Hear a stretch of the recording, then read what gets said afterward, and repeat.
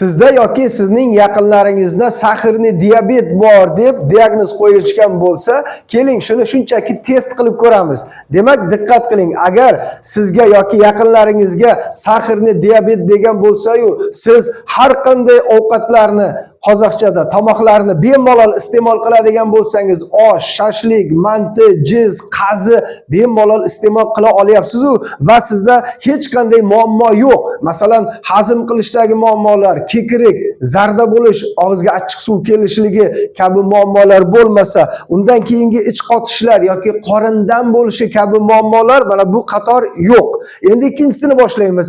Agar siz diyetani buzsangiz, sizga aytilgan o'sha doktorlar yoki davolovchilar berilgan tavsiyalarni buzgan holatingizda sizda hech qanday yomon holat, salbiy holat bo'lmayapti va siz o'zingizni tetikroq his qilyapsiz. Ya'ni mevalar, har xil ovqatlarni iste'mol qilganingizda. Undan keyin ikkinchisi, xo'p, katta hojat, ya'ni tualetga borganingizda muammo yo'qmi? Bir kunda bir marta boryapsizmi? Yoki 2 kunda bir marta boryapsizmi? Yoshingizga yarasha. Demak, muammo yo'q. Endi uchinchisi, sizda buyrak muammosi bormi? Belingiz og'rib yoki buyragingiz og'rib turadi, pochka. Endi peshobga kelish ko'proqmi? Masalan, kechasi 3-4 marta, 5-6 marta, hatto 10 martagacha boryapsizmi?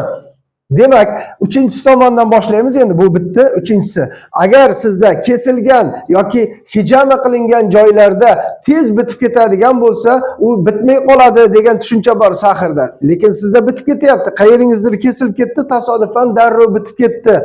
Demak, muammo sahr yo'q. Sahr siz yoki qarindoshingizda, yaqin odamingizda mana shunday holatlar bo'lsa, men aytayotganday holatlar bo'lsa, bu sahrli diabet emas.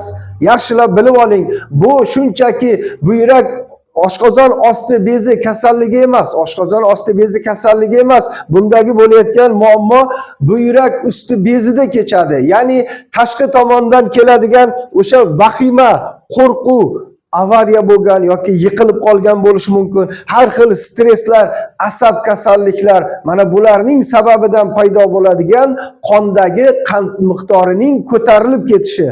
Mana shunga e'tibor bering. Agar sizda shunday holat bo'ladigan bo'lsa, bemalol telefon qiling. Men sizga kerakli maslahatlarni aytaman. O'sha sahrli diabet degan muammodan, problemadan bittada chiqib ketasiz. Sizda bitta ham mana shunday muammo qolmaydi.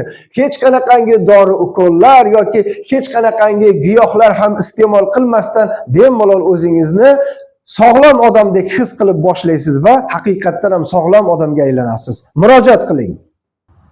Adresimiz Jizzax shahrida, O'zbekiston Jizzax shahri Madad shifo klinikasi. Sog' bo'ling.